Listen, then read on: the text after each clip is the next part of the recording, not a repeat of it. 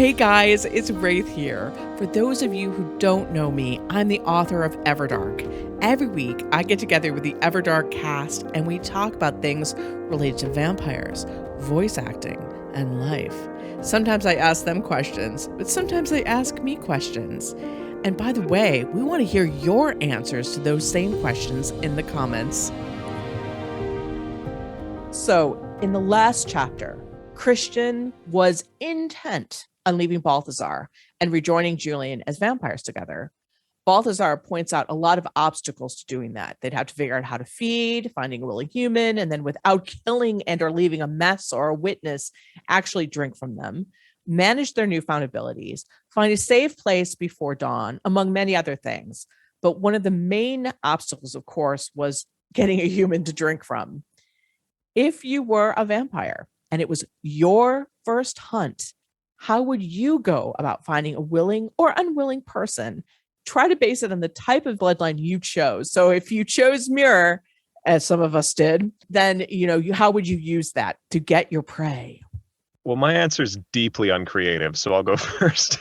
As an Iris, I guess I kind of have my pick of the litter, right? If I can control people's minds, I mean, whoever I want is going to be thrilled for me to be feeding on them. So I feel like it may take some time, but if I'm hungry, it's going to be the first person that crosses my path, just walking down the street. Very good. All right, Hannah, you are Callie. How are you going to do it?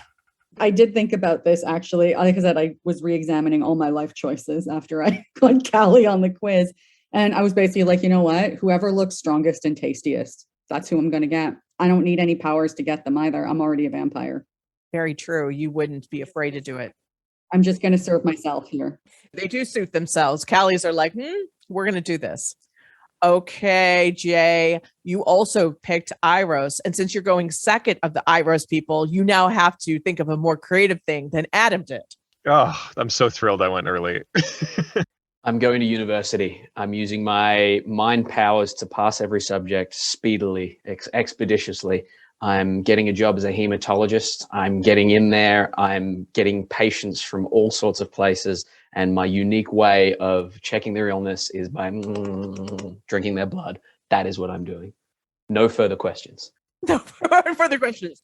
Actually, the book series Discovery of Witches does have a vampire who is a hematologist. That was a big thing we went into. So yes. Do blood illnesses and narcotics and stuff affect vampires if they were to drink people that were under the influence of narcotics or stuff like that? I think Balthazar wishes they would because he's desperately wanted to get drunk for a very long time. And they do not. It seems that it just doesn't affect them as well. Yeah. I mean, but if someone's sick, I don't think it's as tasty. There's a carbon filter in the fangs. Yeah. Yeah. A carbon filter. Okay, Bruno, I forget which one you chose now, but which vampire type did you choose and how would you get someone? I chose the animal changing one. Wherein, so I will turn into a pesky little mosquito and land on somebody's neck. The mighty mosquito. Excellent. There we go. That works. It'd be unfortunate if they smacked you, wouldn't it? Definitely. Or used off spray. That would be bad. Okay, Edward. Mirror, how would you do it? I would assume the appearance of a known to be dead, very gorgeous, sexy celebrity from times past, whether it's Marilyn Monroe or Casanova, and I would go to a club. And I would specifically go to a goth alternate nightclub or a LARP, a vampire LARP. And I would afterwards just quietly let it known that, yes, actually, I am a vampire and I would really like to drink their blood. And I'd get consent and I'd have a place to stay and someone to look after me for a while. And I could begin to build a little herd of devotees. That would so work. That would so work. Oh, my God. Oh, absolutely. And just keep hopping as celebrities. Yeah. I think even if you just came as a vampire to a group of certain type of people and say basically like, this is what I am and I'd like to drink your blood and maybe I'll make you one too, but you need to take care of me, make everything work. That could, yeah, I think that would work now. Yeah. And then I'd start my own church. A 403C. Absolutely. Absolutely. And I would make sure to give a little of my blood back to the big donors so that they could stave off their cancer and help with pain and help with youth and staying young and attractive. I've got it all worked out. Big business plan. Most excellent. Actually, one of the things that Balthazar got Dr. Stone, who is an acolyte, in as an acolyte is because he does have various research facilities that he's funding. And he actually cured Dr. Stone's daughter of a dread disease. So that's how he has basically made the world a better place, but also gotten someone who willingly offer his throat, even though Dr. Stone doesn't really like it. He feels very out of control when this happens. But he obviously worships Balthazar for his daughter's life. So you are not alone in thinking that people would be very interested in this. Well, I think there's a little fantasy element there for all of us of meeting a tall, dark, handsome stranger who says, I want to go home with you. Absolutely. Absolutely. I can show you such sights.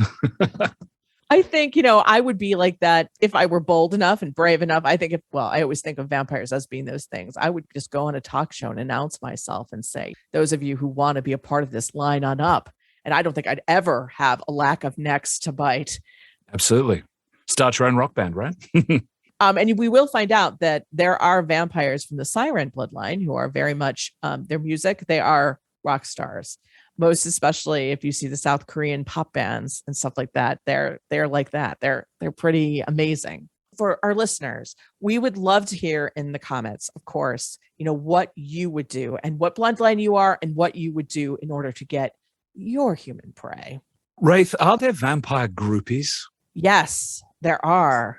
Yes.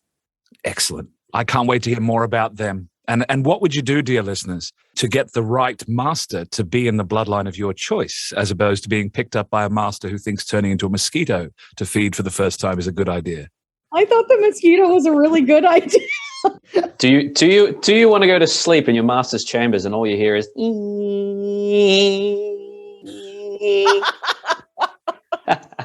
I don't stay a mosquito. Okay. I'm turning into a sperm whale and crushing all of you. I was just thinking, as an Asher, you could just teleport blood straight out of someone. Although that might be a problem in public if people start just imploding like squeezed juice packets.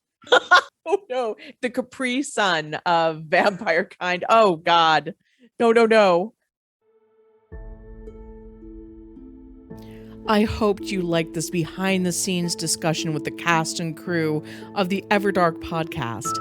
If you want to join the conversation, come to YouTube and tell us what you think in the comments.